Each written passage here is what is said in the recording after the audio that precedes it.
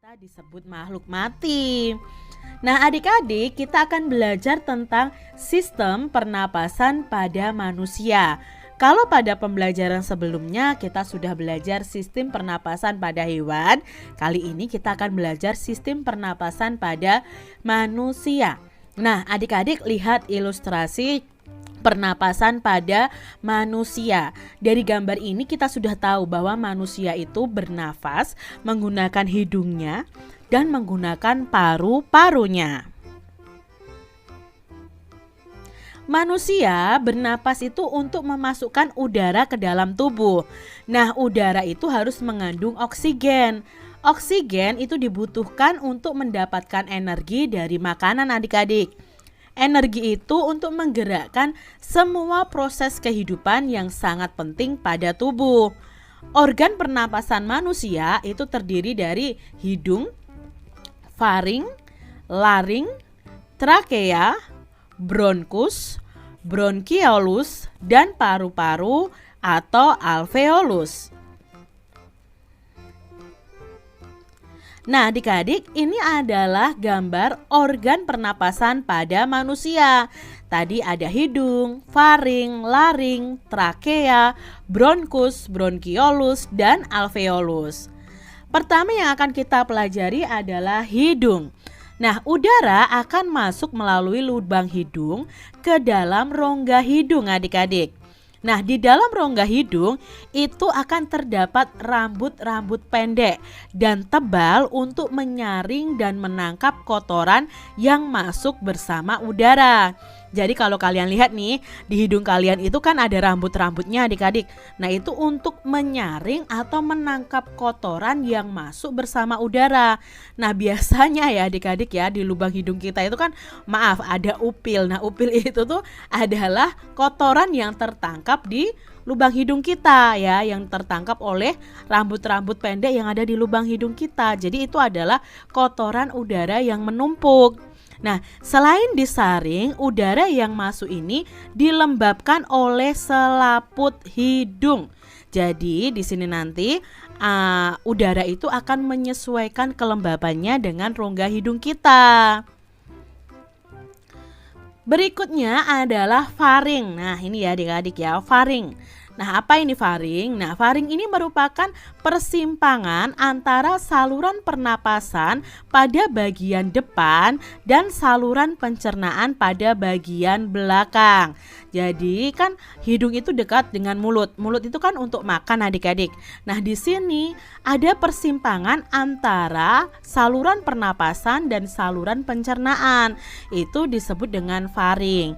Nah, dari faring ini akan diteruskan ke laring. Nah, laring ini disebut dengan tekak atau jakun yang terdapat di bagian belakang faring. Nah, laring ini terdiri atas 9 susunan tulang rawan yang berbentuk kotak. Jadi nanti ini tersusun dari 9 tulang rawan yang berbentuk kotak, adik-adik. Nah, setelah dari laring, maka udara itu akan masuk ke trakea atau disebut dengan batang tenggorokan. Nah, ini ya adik-adik ya. Pada trakea terdapat jaringan yang disebut dengan silia yang akan bergerak dan mendorong keluar debu-debu dan bakteri yang masuk ke trakea ini. Nah, dari trakea masuklah ke bronkus. Ini bronkus ya adik-adik ya. Apa itu bronkus? Bronkus ini merupakan cabang dari trakea serta terdiri dari bronkus kiri dan bronkus kanan. Nah, ini adalah cabang dari trakeanya, itu disebut dengan bronkus. Jadi ada bronkus kiri dan bronkus kanan karena paru-paru pun ada paru-paru kiri dan paru-paru kanan. Nah, sekarang bronkiolus. Bronkiolus ini merupakan percabangan dari bronkus. Nah, adik-adik harus ingat, bronkus tadi cabang dari trakea, bronkiolus itu cabang dari bronkus. Lalu di ujung dari bronkiolus itu ada alveolus. Nah, alveolus itu terdapat di dalam paru-paru yang merupakan tempat terjadinya pertukaran antara oksigen dan karbon dioksida. Nah, alveolus ini dikelilingi oleh kapiler-kapiler darah. Alveolus ini berbentuk seperti buah anggur. Kita lihat pada gambar sebelumnya ya, adik-adik ya.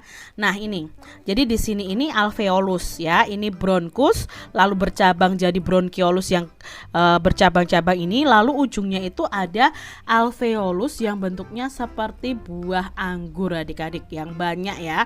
Jadi itu adalah alveolus, tempat terjadinya pertukaran antara oksigen dan karbon dioksida.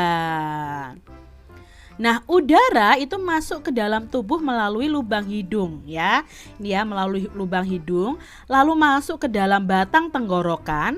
Lalu batang tenggorokan adalah sebuah pipa mulai dari belakang hidung dan mulut lalu turun ke paru-paru ini. Nah, dari batang tenggorokan udara akan masuk ke dalam paru-paru.